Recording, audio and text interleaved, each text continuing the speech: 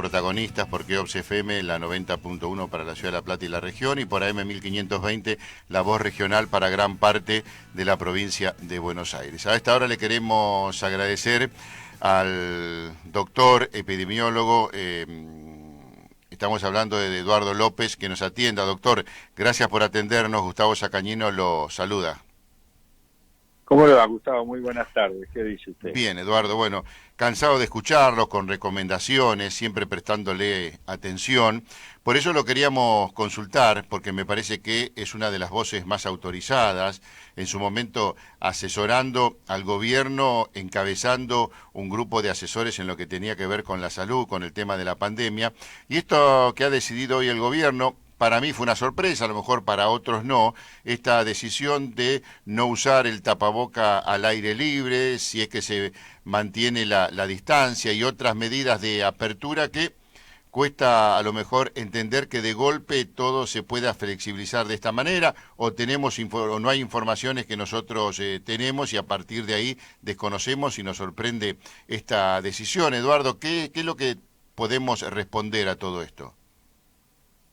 Bueno, en primer lugar, la decisión, digamos, se toma en principio, en primer lugar, porque hay un número de casos que está por debajo ya de la meseta de los 3.000, sí, con amplia tendencia a la baja, ¿no? Uh-huh. Y por otro lado, tiene un reflejo en las camas de hospitalización y de terapia, en el cual están con muy pocos casos de COVID, ¿no? Entonces es evidente que por lo menos en esta etapa, que vamos hacia el mes de octubre, el número de casos y la poca ocupación de la hospitalización y de terapia intensiva hace que uno pueda empezar a flexibilizar. Y en realidad se flexibiliza de menor a mayor, ¿no? Uh-huh. Fíjese usted que no usar el barbijo cuando uno va caminando solo, cuando se cruza con gente, o cuando usted corre o hace alguna actividad deportiva, solo o en burbuja cuando son su familia. Uh-huh. Esto, el riesgo de contagio es muy bajo. En cambio, cuando uno dice que está al aire libre o agrupados o donde hay aglomeraciones de gente, como puede ser una cancha de fútbol o como puede ser cuando vio que a veces hace gimnasias en grupo en las plazas, digamos, ahí tiene que usar el barbijo. Y por otro lado, el barbijo se mantiene con alta recomendación en los lugares cerrados, por el riesgo de la aerosolización. Esto es, en lugares cerrados hay individuos que tienen capacidad de aerosolizar el virus, y al estar aerosolizado el virus dura durante varias horas con capacidad infectante. Entonces, si usted analizamos esto, en realidad es ir de menor a mayor. O sea, el riesgo de que usted, cuando se cruza una persona en la calle al aire libre sin barbijo, yendo y viniendo, es un segundo, con lo cual el riesgo de contagio es muy bajo. En cambio, si usted se detiene a hablar con un grupo de gente, digamos, que esté al aire libre, sin barbijo, ahí aumenta el riesgo. Por eso se hace muy bien la diferencia entre estar al aire libre solo o con burbuja, o con una burbuja, que cuando está agrupado, ¿no? Que eso es las causas y hasta dónde está el límite de no usar el barbijo. Lo que pasa que a veces, como síntesis, se dice, bueno, no más barbijo en la calle, y no es exactamente así, ¿no? Doctor, a propósito de la cepa Delta, que se esperaba que llegara, que no llegó como se esperaba, que no se sabe si va a llegar, que se habían cerrado las fronteras y los aeropuertos, ahora esta decisión también de flexibilizar esas medidas de cierre. La cepa Delta, si no llegó, no va a llegar, puede llegar.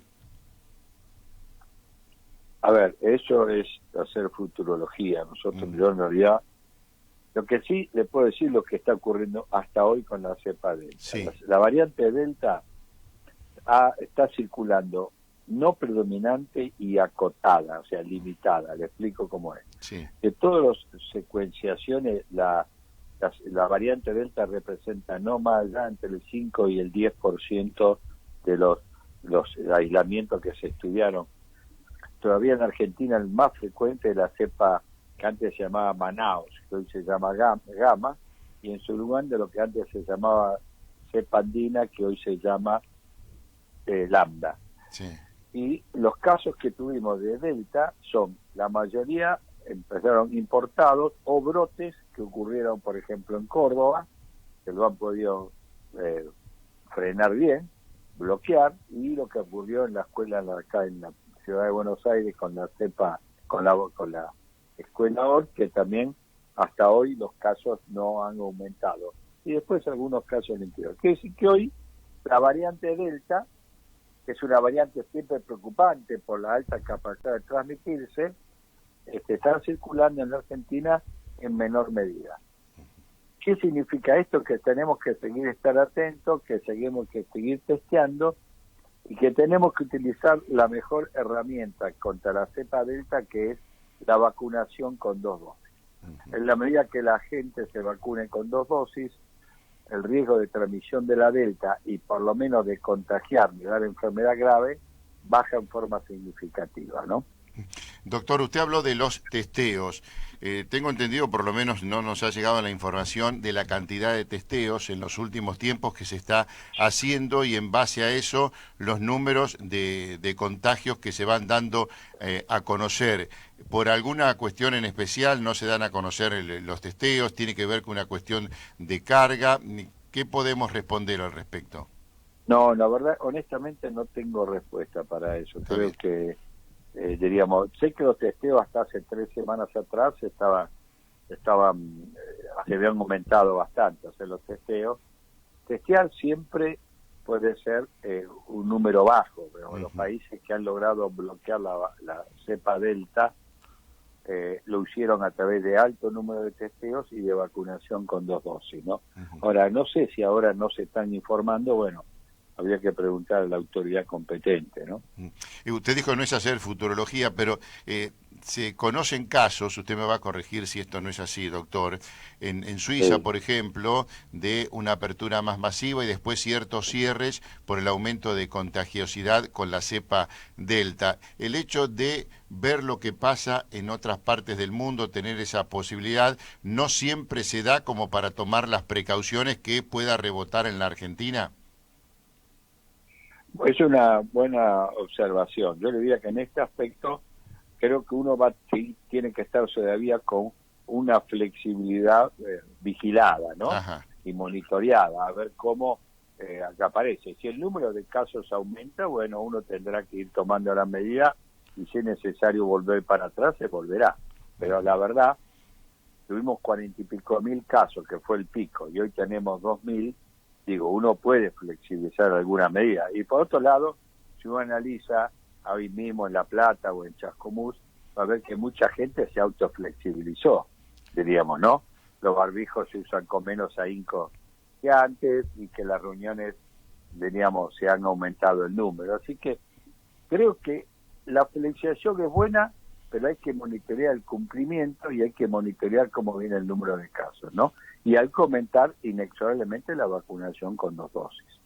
No, bien, vale lo que dice usted, porque no es usted el que tiene que responder esto, ¿no? Pero las dudas de cierto sector de la sociedad que establecía esto como una supuesta medida electoral, teniendo en cuenta la recuperación para el mes de noviembre, y a partir de ahí establecer esta apertura, flexibilización, lo que tiene que ver con viajes de jubilados, viajes de estudiantes y, bueno, la Sí. vuelta del público al fútbol, y, bueno, todas estas cuestiones, ¿no? Sí, pero yo le diría a la gente que, fíjese usted que también el Rodríguez Larreta también implementó medidas de flexibilización, y creo que tanto el gobierno nacional como la ciudad de Buenos Aires son medidas, diríamos, que yo coincido desde el punto de vista sanitario. De todas maneras, no digo que esto sea la última palabra, hay que ir mirando y ver qué pasa. Yo creo que si el número de casos aumenta, tendremos que ir flexibilizando. Pero, por ejemplo, las medidas de los turistas extranjeros, Sí. estamos funcionando igual que lo que funciona en cualquier país europeo, ¿no? Ajá. Vacunación con 2 dosis, PCR negativa y no tiene que hacer 14 días de cuarentena. Esto lo está haciendo España, Italia, léanlo, y cualquiera, Inglaterra, mismo Estados Unidos, que implementó algo parecido a partir de noviembre, ¿no? Así que me parece que en ese aspecto tenemos que tener un poco de de una cauto optimismo, ¿está bien? Cauto optimismo. Con precaución. Doctor, el tema de la vuelta del público al fútbol es al aire libre. Se dice que no se pediría el carnet de vacunación. ¿Esto sería necesario? ¿No es tan importante? No, yo creo que no se va a pedir, me parece, pero sí creo que hay un aforo del 50%. El 50%, sí, es cierto. Y tienen que usar barbijo, pero aparte de ello, hay que distribuir al público en toda la cancha, porque el riesgo de esto es que uno se amontone, si me permite, ¿no? Que es una expresión vulgar, pero es esto, que no sea cosa que las barras bravas se pongan todos en un único lugar, con lo cual rompen el distanciamiento social, seguramente lo van a estar barbijo, y como van a estar durante 90 minutos de esta manera, el riesgo que ahí aparezcan contagios es importante. Quiere decir que el aforo del 50% en las canchas tiene que usarse con inteligencia. Esto significa que la gente se distribuya por todas las tribunas, con lo cual si se distribuye por todas las tribunas, la distancia entre uno y otro va a ser seguro más de 1,5 metros, y además, que a mí no me parece menor, teníamos el uso permanente de barbijo, ¿no? Lo mismo me parece bien también lo de la discoteca, con un 50% de aforo, ¿no? Incluso la discoteca, en la medida que va mejorando el tiempo, pueden utilizar las playas de estacionamiento como pista bailable, ¿no? Exactamente. Doctor, leía las aperturas cuando hablaba de otras actividades y establecía el aforo del 100% en actividades económicas, industriales, comerciales, de servicios, religiosas, culturales, deportivas, recreativas y sociales en lugares cerrados, manteniendo las medidas de prevención como el tapaboca y la distancia. Ahora, si el aforo es del 100%, ¿cómo se puede llegar a establecer la distancia que se había determinado para la posibilidad de realizar ese tipo de fiesta? Porque si es el 100%, sería todo completo. ¿Cómo podemos entender esa definición? El aforo del 100% en los bares y restaurantes, se refiere usted, supongo. Sí, pero como habla de tapaboca, distancia y ventilación. Sí, O sea, bueno, está bien. Yo le digo como estoy viendo en los restaurantes que arman esto. La gente entra con barbijo, se sienta, permanece con barbijo, diríamos, y solamente se lo saca al momento de comer, diríamos, y la distancia en las mesas, entre las mesas, tiene que estar alrededor de 1,5 metros. Y en lo posible con las ventanas abiertas, ¿no? Doctor, esto, Sí, por favor. No sé si se va a poder cumplir en todos los bares y restaurantes, ¿está bien? Porque esto depende un poco también de la relación entre lo que le gusta quiere el cliente y la responsabilidad del dueño del local, ¿no? Sí. Unas aperturas, como bien decía usted, con cierto control. Y la autorización de viajes de egresados, por ejemplo, principalmente, más allá también de los jubilados, pero digo, los protocolos, la responsabilidad y los cuidados con los jóvenes a veces es más complicado, ¿no? Ahí las empresas de turismo tienen un rol fundamental, ¿no? O sea, uno lo que hace desde el Comité de Expertos y el Ministerio de Salud es dar pautas y normas de tal manera que la gente cumpla lo que no puede hacer, ¿no? Ese es el punto, ¿no? O sea, si no, nos equivocamos nuevamente, ¿no? Y si el número de casos aumenta, no va a haber que volver a tener cierto grado de restricciones. Yo creo que cuando uno abre esta apertura es para que la gente cumpla. Ya tenemos una enseñanza. Acuérdense el año pasado, cuando en diciembre también se flexibilizó mucho, la gente en la playa se agrupaba por hora uno al lado del otro, ¿no? Sí. Sin barbijo, creyendo que se había acabado la pandemia. La pandemia no se acabó. Lo que estamos diciendo con los datos es que ha disminuido en forma importante el número de casos, con lo cual uno permite ir de a poco flexibilizando las conductas, ¿no? Con precauciones y controles, como bien decía usted, doctor, ¿no? Exactamente. Doctor, gracias por este contacto, le mandamos un abrazo muy pero muy grande y que tenga una buena jornada. Muy bien, muchas gracias. Al contrario, gracias a usted.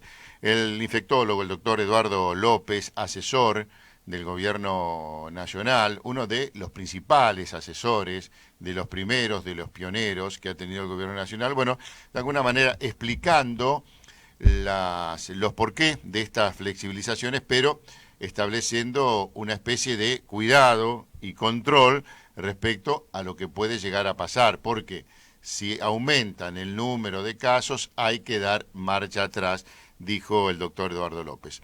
Después, bueno, cada uno estará determinando si conviene o no arriesgar respecto a lo que puede llegar a pasar teniendo